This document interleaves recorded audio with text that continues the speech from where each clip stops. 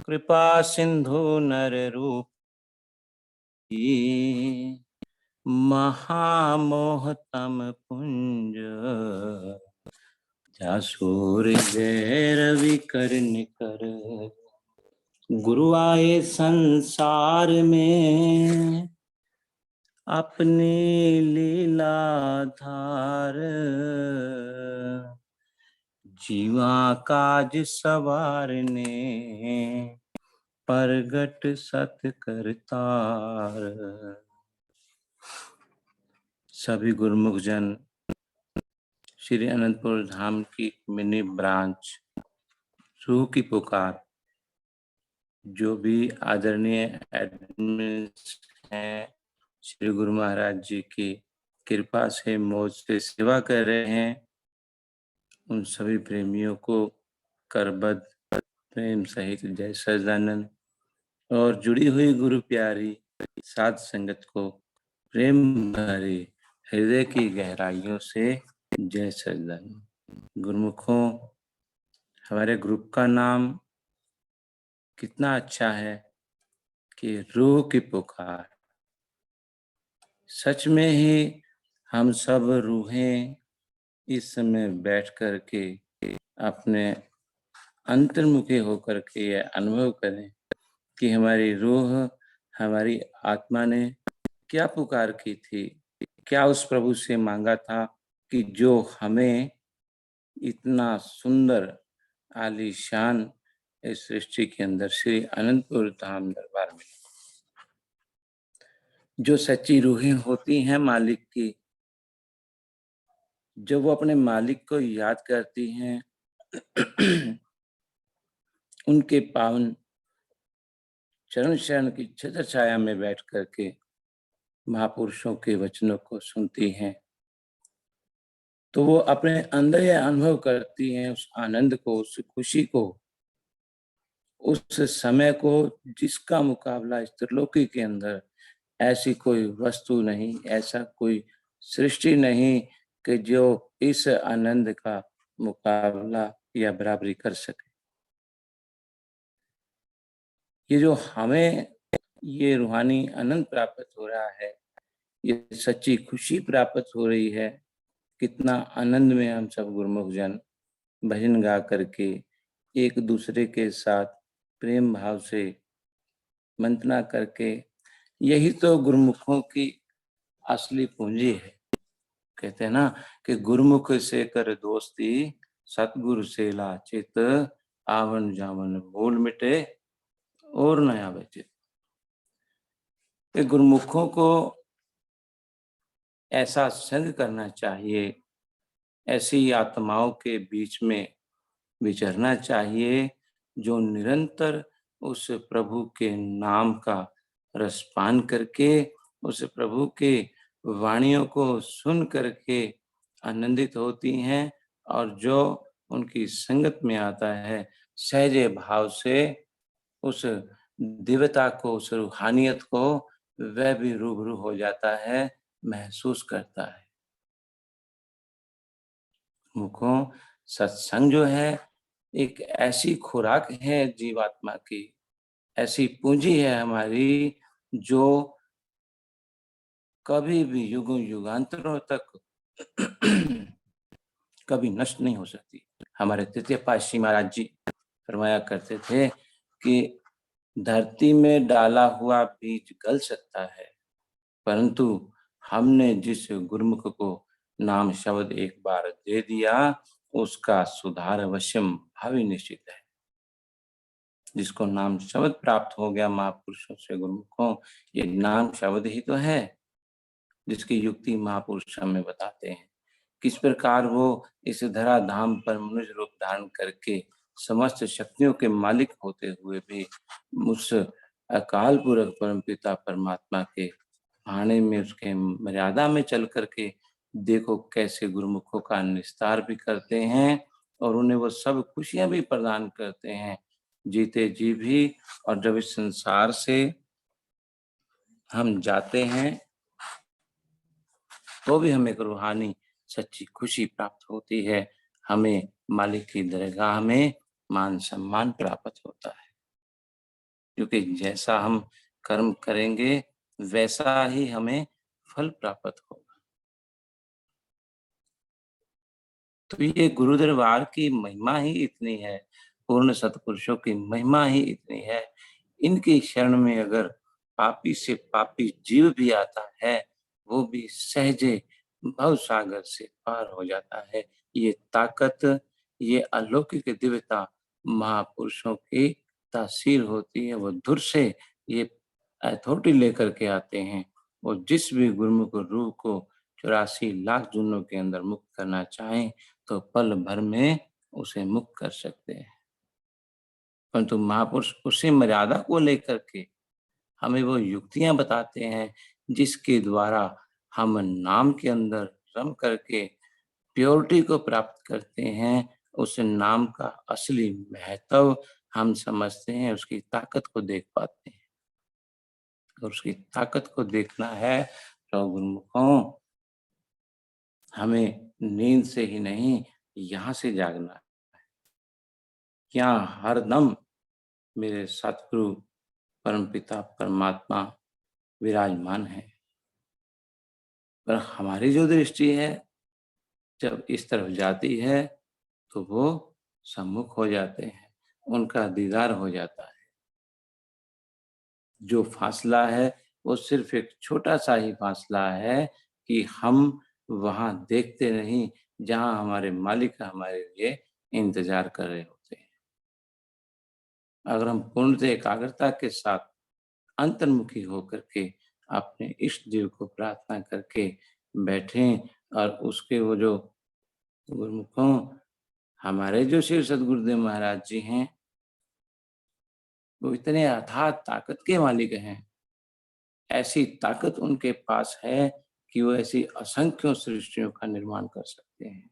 परंतु उस मर्यादा में रह करके वो प्रभु नियम सहज साधन बना करके हम गुरुमुखों के कल्याण के लिए मर्यादा से ही हमें भव से पार करते हैं।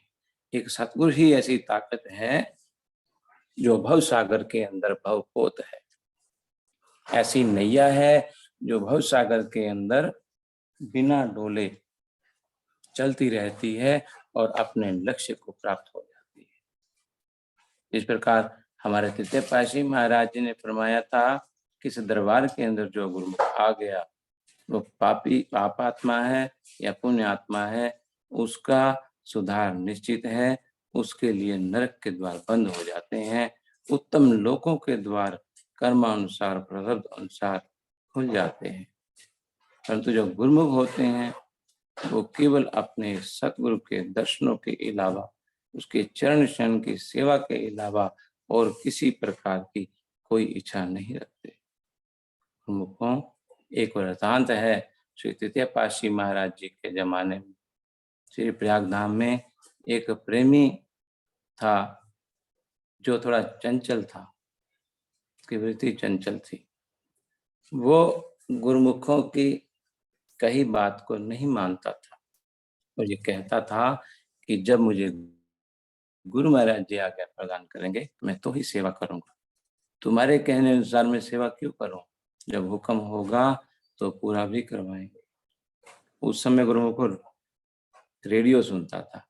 ये लीला हमें एक हमारे दरबार के बड़े आदरणीय बुजुर्ग भाई जी जो छोड़ चुके हैं, श्री चतुर्थ पातशाही महाराज जी पर सेवा करते थे साफ सफाई की, फूलों की, उन्होंने सुनाया था।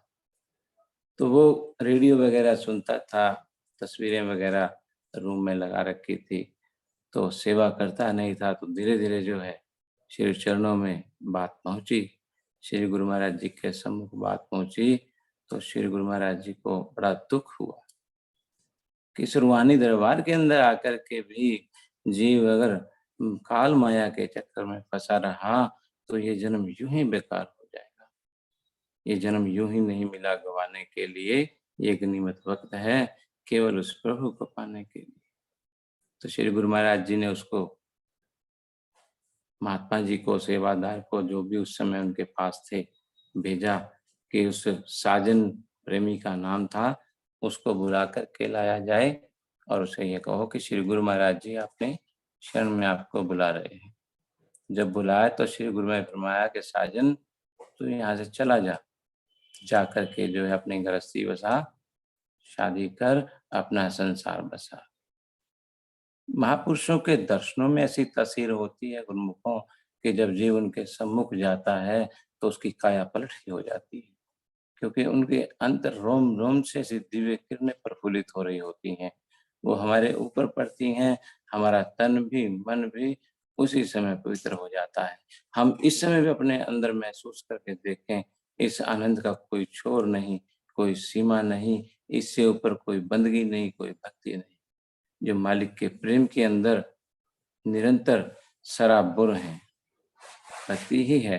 तो साजन को जब श्री तीसरी पातशाही गुरु महाराज जी ने बुलाया, बुला करके उसको आज्ञा फरमाई कि आप किसी की आज्ञा नहीं मानते तो आप संसार में चले जाओ।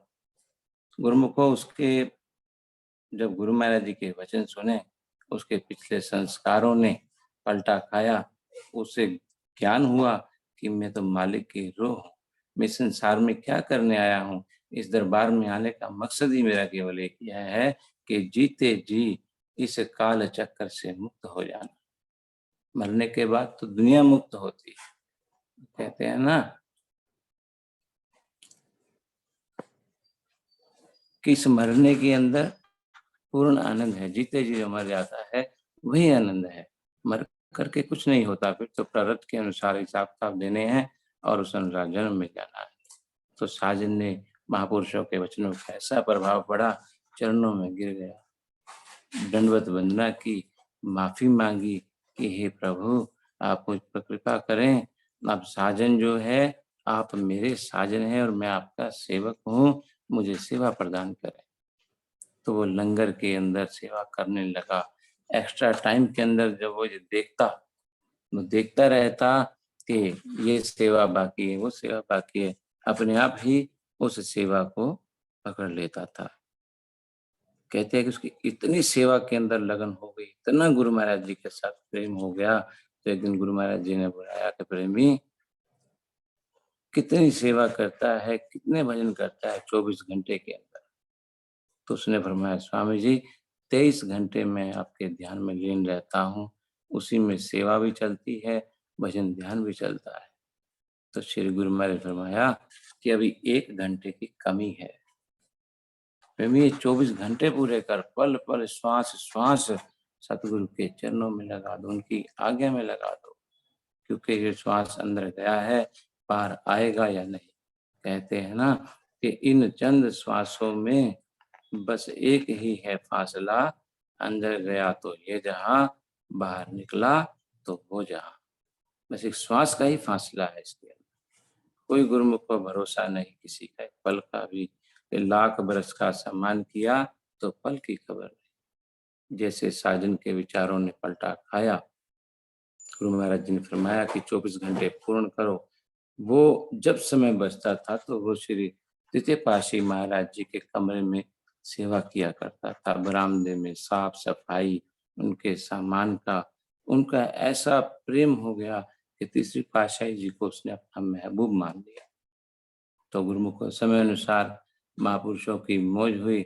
जब श्री तृतीय पातशाही महाराज जी ने निजधाम गमन किया, तो जब साजन को पता लगा तो दूसरे दिन श्री कार आई थी, उसने पानी तक की बूंद भी अपने मुख में नहीं डाली और सुन होकर के बैठा रहा उनकी यादों में।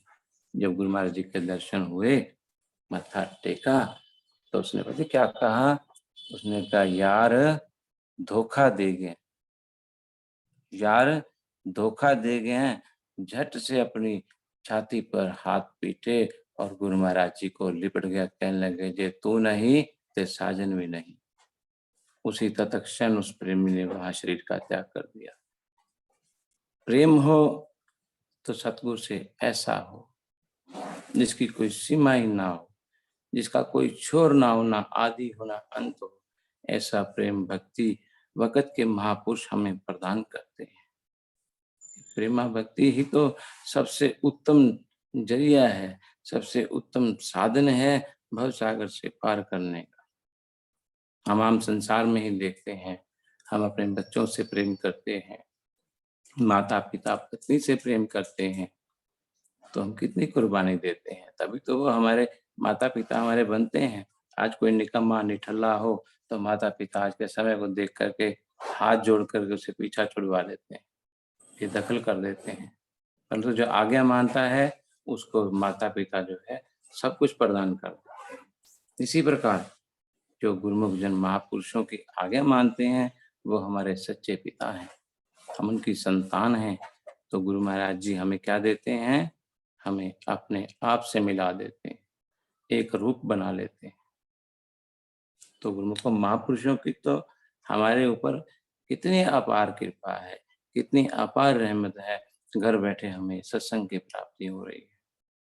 सुरेश भगत जी ऐसी पुण्य आत्मा जो इस ग्रुप को चला रहे हैं, दिन-रात ड्यूटी दे करके देखो कितने गुरुमुखों को जोड़ा और पूज्य महात्मा जी के चरणों में प्रार्थना हुई, सब संगत को आशीर्वाद भी मिला। ये ग्रुप गुरु महाराज जी के चरणों में स्वीकार है। गुरुमुखों जो श्री चरणों में स्वीकार है, वो परमात्मा को तो स्वीकार ही स्वीकार है। और हमारे परमात्मा कौन हैं? हमारे परमात्मा श्री परमहंस दयाल महाराज जी हैं, जो आज छठी जोत के अंदर श्री अनंतपुर धाम में इस रूहानी सिंहासन पर विराजमान है। तो गुरुमुखों आज का आनंद, आज की खुशी की सभी गुरुमुखों को लाखों लाख मुबारकबाद हो। हमने जो भी महापुरुषों ने हमारे कल्याण के लिए ये सरल सुगम साधन बनाए हैं, श्री आरती पूजा, सत्संग, सेवा, दर्शन और ध्यान, श्रद्धा सहित जो नित्य करे, निश्चय हो कल्याण। खाओ पियो खुशियाँ मनाओ, बात ना भूलो एक, आरती पूजा नित्य करो, चाहे बाधा पड़े अनेक। बोलो जयकारा बोल मेरे श्री गुरु महाराज की जय।